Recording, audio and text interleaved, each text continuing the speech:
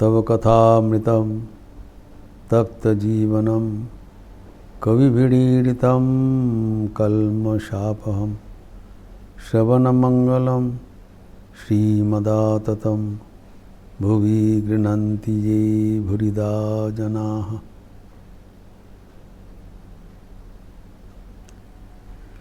श्री रामकृष्ण दक्षिणेश्वर मंदिर में त्यागी एवं गृह भक्त का तुलनामूलक चर्चा कर रहे थे।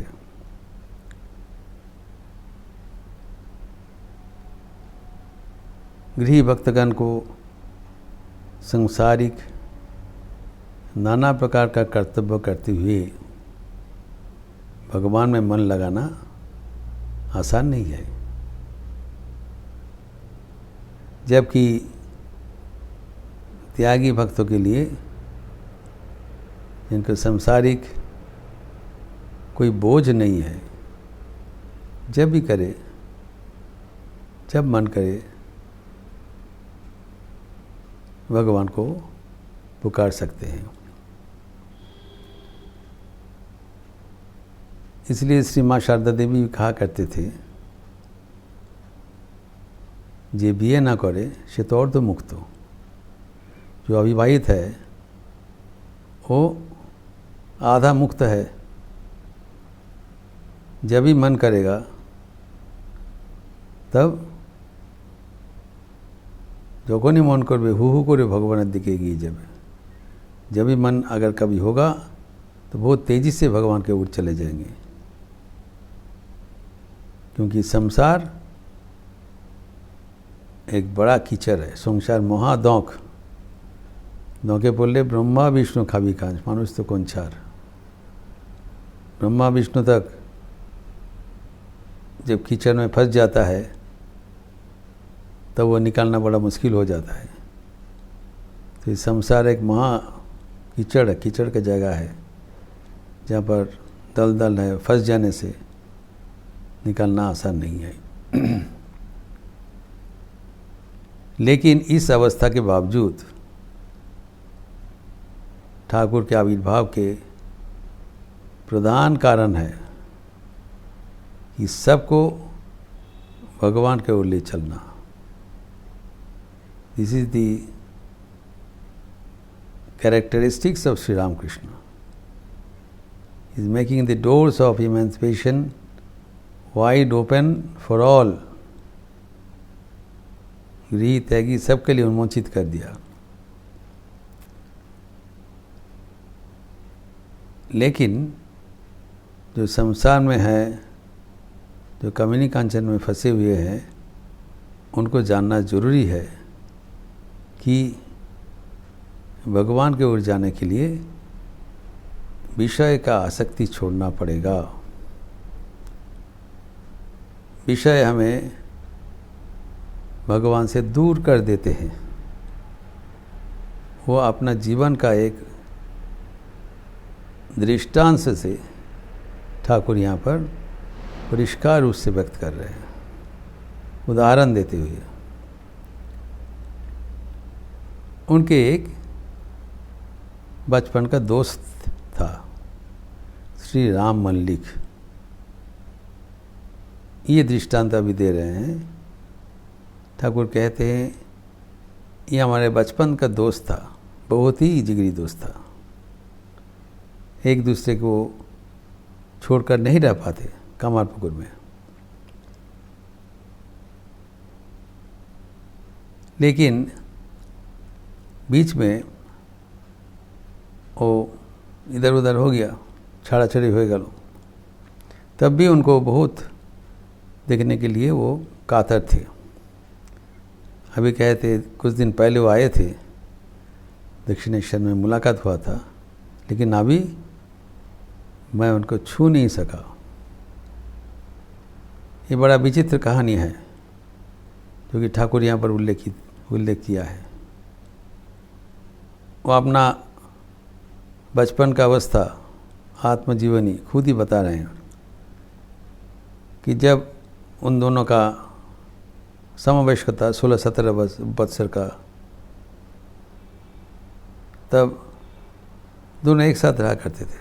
बहुत ही उनके सख्यता था। इतना ही कि ग्रामवासी लोग कहते थे अगर इसमें से एक पुरुष और एक नारी हो जाता तो ज़रूर दोनों के बीच वो विवाह हो जाता, दोनों एक दूसरे को छोड़ के नहीं रह पाते।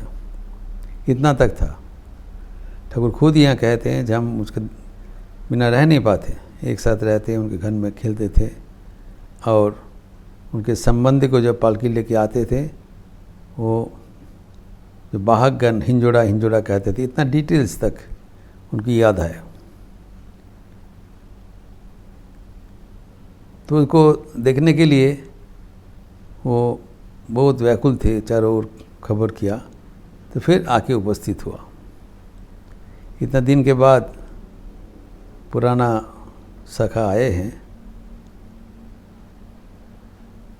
ठाकुर कहते हैं लेकिन मैं देखा वो दूसरा किस्म हो गया। उनने कहा श्री राम मल्लिक, तो उनका खुद का कोई संतान संतति नहीं हुआ। उनका एक भातीजा था, उनको ही पालते थे। अभी संप्रति वो भातीजा अल्प उम्र में गुजर गए। तो गुजर जाने के बाद वो पागल जैसे हो गए, जैसे होता है। और वो बात उल्लेख करते हुए राम मल्लिक श्री रामकृष्ण को कहा कि हमारा निजी कोई संतान नहीं था, एक हमारा भातीजा, उसको हम पालते थे, लेकिन वो भी कुछ दिन पहले चले गए। तो बोलते बोलते वो उसका कंठ रुद्ध हो गए और आंखें आंसू में भर गया। तो ये भी बताया जो उनकी पत्नी भी बहुत प्यार करते थे, कि निजी बेटा तो नहीं था लेकिन भाई जो भतीजा था उसको बहुत प्यार करते थे। लेकिन वो गुजर जाने से पत्नी एकदम पागल के जैसे हो गए। तभी राम मल्लिक कहते मैं पत्नी को समझाता हूँ कि अभी शोक करने से क्या होगा। खेपी এখন শোক করলে কি হবে, पगली बोला, पगली। अगर तुम चाहे तो काशी जा सकते हो सांत्वना के लिए, तो काशी जाओगे, ऐसे करके पूछा था। ना श्री रामकृष्ण कहते हैं देखो पत्नी को खेपी कह रहे हैं, पागली बोल रहे हैं, डाइल्यूट हो गया, शोक में डाइल्यूट हो गया। हम उनको स्पर्श करना चाहा लेकिन असमर्थ हो गया। देखलाम भेतरेर किच्छु नहीं, कोनो सार नहीं। ये लक्षणीय बातें हैं। जो व्यक्ति ठाकुर के साथ इतना करीबी था, स्वयं भगवान के साथ इतना करीबीपन था, हरि और आत्मा एक दूसरे को एकदम लगता था जोड़ी है। युवा वयस तक 16-17 साल तक एक साथ रहा करते थे। जब ठाकुर कामारपुकुर से दक्षिणेश्वर चले आए तब तक वही व्यक्ति ठाकुर से बीच में इधर उधर हो गए। अभी ठाकुर कहते हैं मैं खबर दे के बुलाया, अभी चाणके में रहते थे, उनसे आया है, अभी दुकान दिया है, विषय कर्म करते हैं।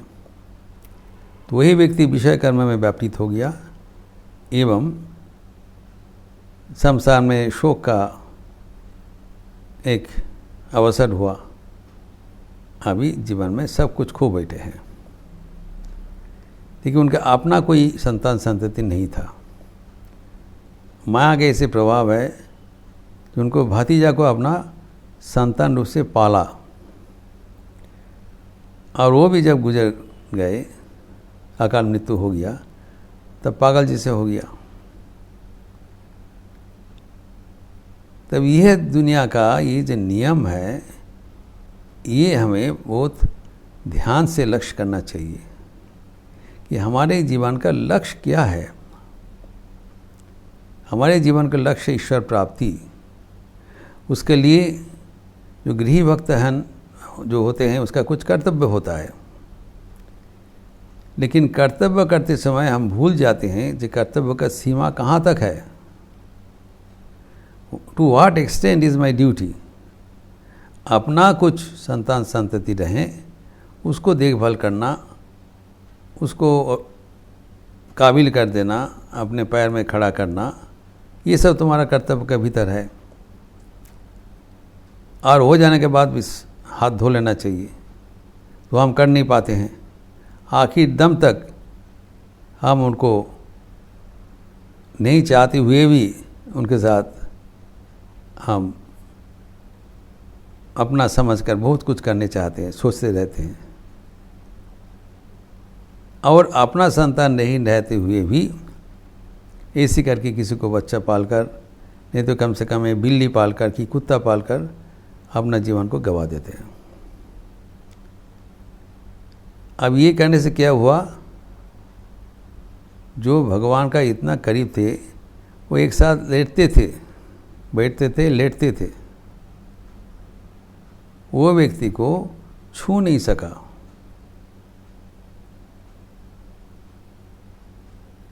मानसिक करीबी है, ठाकुर तो उनको बुलाया है, Thakur wants to be in touch with him,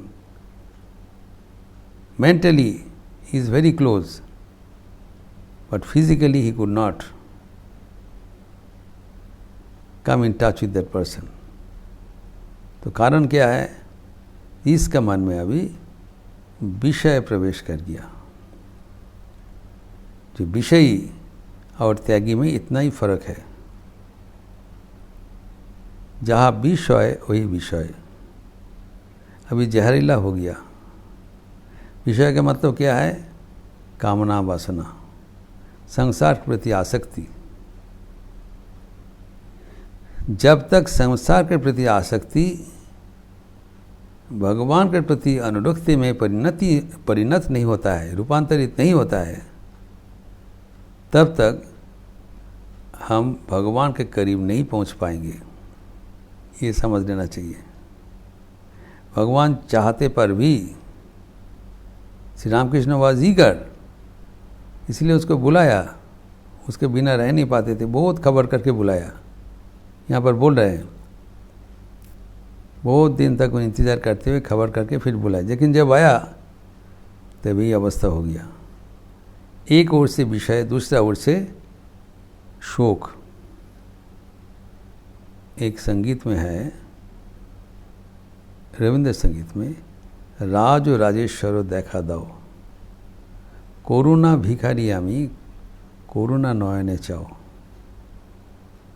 हे राज राजेश्वर, मुझे दर्शन दो, मैं करुणा भिखारी हूँ, मुझे करुणा दृष्टि से देखो, मुझे कृपा करो।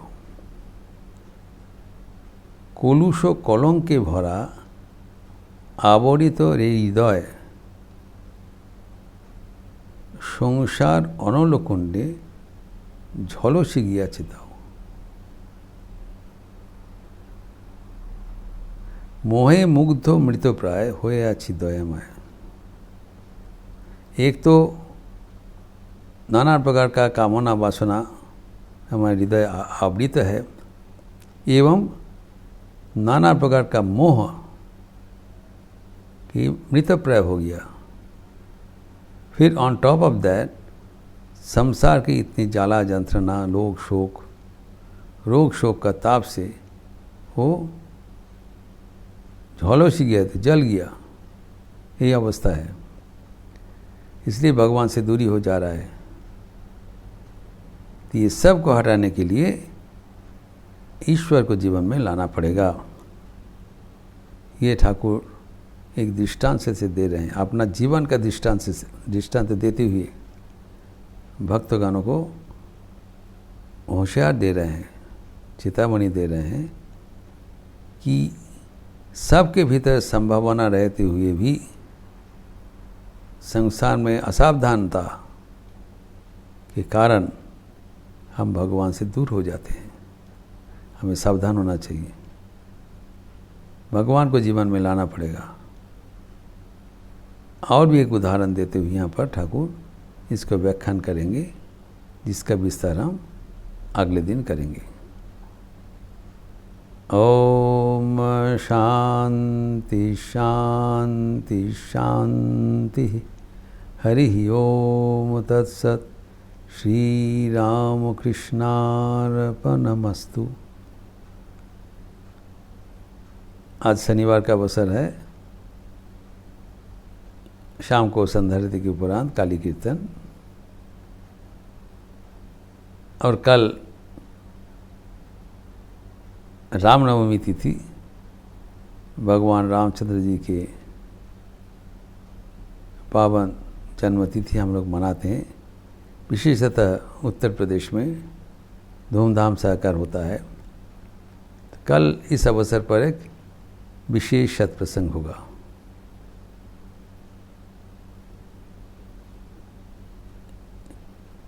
श्री रामकृष्ण के रूप में भगवान श्री रामचंद्र जी के पुनरागमन, पुनराविर्भाव, reincarnation of Shri Ramchandra in the form of Shri Ramakrishna, ये काल का विशेष सत्प्रसंग का विषय है। और आगे जो रामनवमी का विस्तृत कार्यक्रम आपको भेजा गया है, वो आप देख लेंगे और ज़रूर शामिल हो जाएंगे। जो व्यक्तिगत रूप से आप आएंगे वो स्वागत है, अथवा YouTube में आप जो जहाँ पर हैं वो अंश ले सकते हैं। इस इलाका में, इस अंचल में रामनवमी अत्यंत पावन एवं विशेष तिथि माना जाता है, काल जिसको हम मनाएंगे। अच्छा रहिए, स्वस्थ रहिए, आनंद में रहिए। नमस्कार।